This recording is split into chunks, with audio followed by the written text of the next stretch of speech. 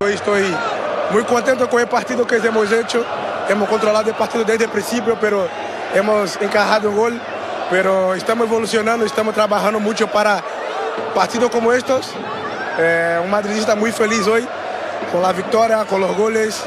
Que la afición pueda disfrutar bastante porque es un derbi y siempre gana el Madrid. ¿Cuánto mérito tiene la victoria de hoy, Vini, remontando, jugando con uno menos prácticamente 20 minutos, con el apoyo de la afición? Pero háblame del mérito que tienen partidos como el de hoy. El mérito de todo, de míster, de los jugadores, de la afición, de todo el trabajo que hemos hecho durante la semana. Hemos ido a Manchester, hemos ganado, defendido bien, hemos venido aquí, hemos tenido muy claro desde el principio nuestro plan de partido y eso hace toda la diferencia. Y tú llega el momento de la temporada y como siempre, brillante. El otro día 2 goles, hoy otro 2 goles. Háblame de esos 2 goles, especialmente del segundo que ha sido un golazo y cómo te sientes.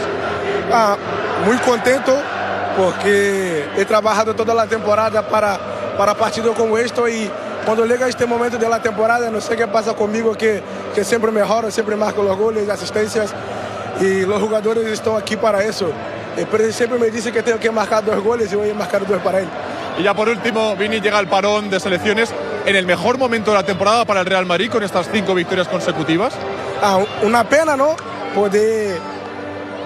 Lo mejor es poder seguir sin parar ahora porque estamos en una buena racha, pero vamos con la selección, ojalá puedan volver todos sin lesiones, que llega el tramo más importante de la temporada. No te lesiones, Vini, por favor. Ojalá no. Gracias. Bueno, dale.